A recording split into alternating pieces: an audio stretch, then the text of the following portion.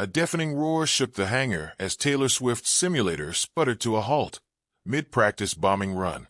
Laughter echoed from Season B-52 pilots in their flight jackets. "She's a pop star, not a pilot," they jeered. But when real engines thundered overhead in a genuine emergency, Taylor's hidden skills made the difference between catastrophe and survival.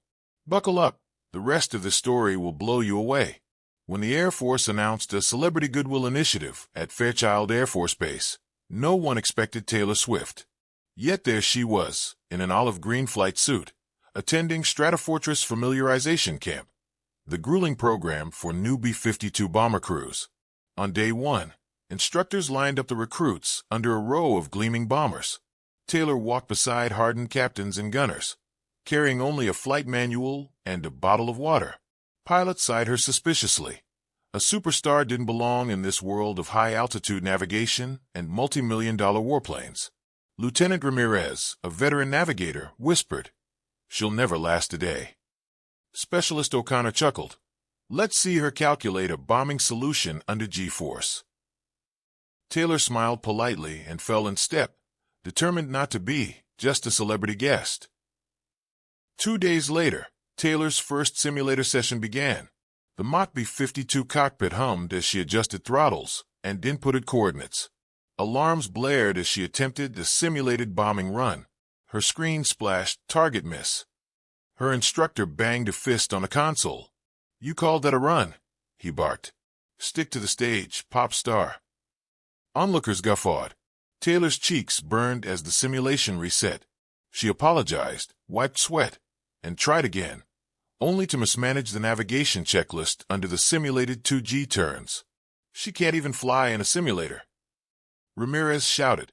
Taylor nodded, eyes downcast. But inside, her resolve hardened.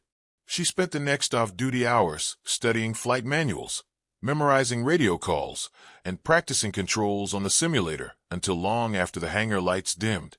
By day 4, Taylor's improvement was quiet but real.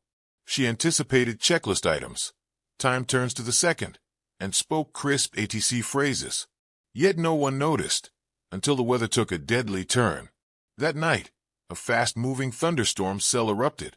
Winds lashed the runway, electrical storms crackled overhead, and the B-52 Ghost Riders squadron prepared for an emergency sortie, a search and rescue mission for a downed reconnaissance drone over the Cascades. Base command scrambled crews. Lightning struck the terminal, disabling primary power. Backup generators sputtered.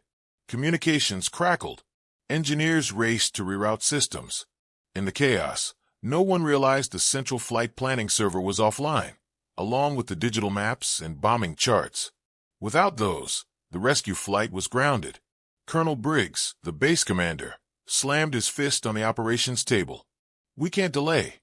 Those UAV operators are stranded in the mountains. Lives are at stake." He turned to his staff. "Any manual backup?" Silence. A flight sergeant glanced toward Taylor, still in her chair clutching her flight manual. "She's been studying that thing night and day," he muttered. Colonel Briggs hesitated, then pointed at her. "Lieutenant Swift, can you help?" All eyes swiveled. Taylor swallowed hard, rose, and stepped forward. "Sir, I memorized the sectional charts and grid coordinates in the manual. I can plot a course by hand and guide the flight crew." A navigator scoffed. "By hand? In this storm?" Taylor ignored him. She spread the manual on the operations table under a flickering lamp. With chalk and acetate overlays, she sketched latitude/longitude, wind drift, and elevation profiles. She calculated fuel burn, time on target, and safe return margins. Her voice steady despite the thunder outside. Colonel Briggs watched, stunned. "Do it," he ordered, "and get the pilots airborne now." Minutes later, the 4-engine bomber engines roared to life. Taylor joined the cockpit as co-navigator, passing hand-drawn waypoints to the pilot. The crew banked into sideways rain, relying on Taylor's manual fixes to guide them through the storm. 2 hours later, the B-52 emerged above the mountain peaks. Taylor spotted the downed drone crew through breaks in the cloud, for stranded technicians waving bright panels. The bomber crew dropped survival kits and guided rescue helicopters to the precise coordinates. All 4 men were rescued without injury. Back at Fairchild, a dry hangar greeted the returning crew.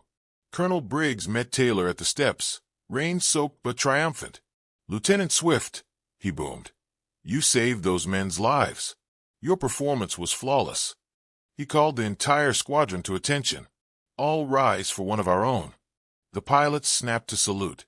Specialist O'Connor's jaw hung open. Ramirez's face reddened in shame. Briggs pinned the airman's medal on Taylor's chest, an honor rarely awarded to anyone, let alone a civilian-turned-lieutenant. Taylor's smile was modest as the brass band struck up the national anthem. Cameras flashed. The story hit every news outlet by dawn. Pop star saves B-52 crew, from celebrity to combat-ready hero.